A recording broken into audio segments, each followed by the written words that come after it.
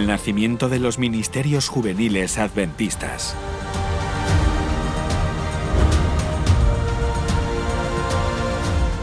En los comienzos de la Iglesia Adventista, los jóvenes estuvieron al frente de la obra. La edad promedio de nuestros pioneros estaba muy por debajo de los 35 años. Los líderes de la Conferencia General e incluso sus presidentes estaban por debajo de los 40 años.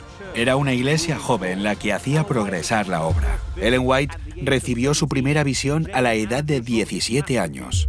John Andrews escribió su obra maestra, La historia del sábado, a la edad de 29. John Harvey Kellogg era el director general del Sanatorio Adventista a los 24 años. La iglesia crecía vibrante, llena de energía y abierta al cambio. Pero conforme la iglesia crecía, la edad de los dirigentes se incrementó. Surgió la necesidad de comenzar un ministerio especialmente enfocado en los jóvenes.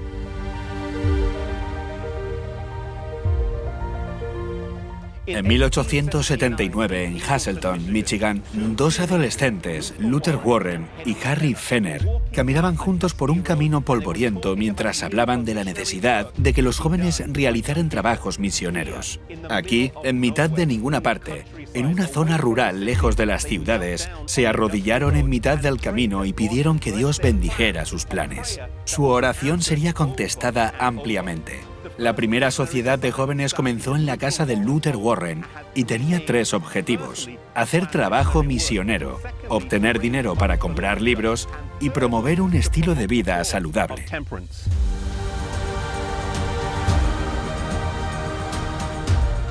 12 años después, en Antigo, Wisconsin, tuvo lugar otro evento importante.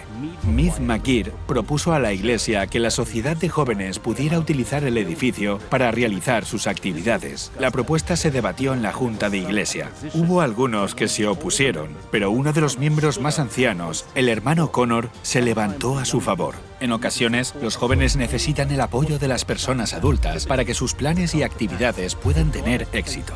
Si Dios te ha puesto en esta situación, sé un apoyo en lugar de un obstáculo.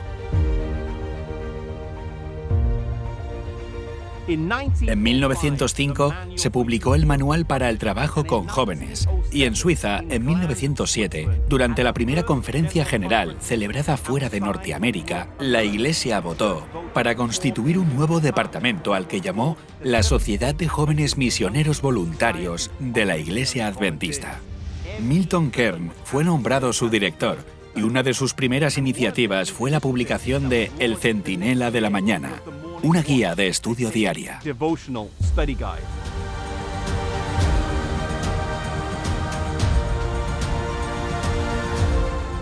La sociedad de jóvenes estaba enfocada en la misión y las escuelas sabáticas de jóvenes consiguieron dinero para comprar el Pitcairn, un barco misionero que fue fletado para ir al Pacífico Sur. Navegó durante 10 años y captó la atención de jóvenes de todo el mundo.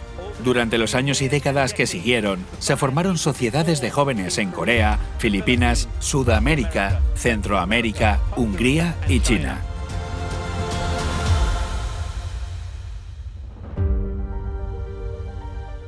Las sociedades misioneras de jóvenes fueron las precursoras del departamento de exploradores que hoy conocemos. En 1972 pasó a llamarse Departamento de Misioneros Jóvenes Voluntarios y cambió de nuevo en 1979 a Departamento de Jóvenes Adventistas, para después nombrarse Ministerios de Jóvenes Adventistas en 2005.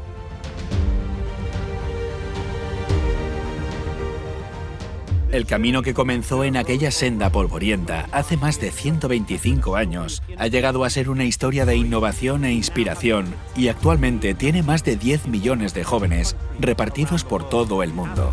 Como iglesia debemos recordar que nuestra identidad se formó con los jóvenes. Colocarlos en el centro de la acción será la clave en la obra de predicar el Evangelio y completar la misión. Ellen White escribió muchos años atrás que, con semejante ejército de obreros como el que nuestros jóvenes podrían proveer, que pronto se proclamaría a todo el mundo el mensaje de un Salvador crucificado, resucitado y próximo a venir. Si eres adulto, apoya a los jóvenes en tu iglesia. Si eres un miembro joven, que nadie menosprecie tu juventud. Crece frente a los desafíos, sirviendo a Dios donde quiera que estés.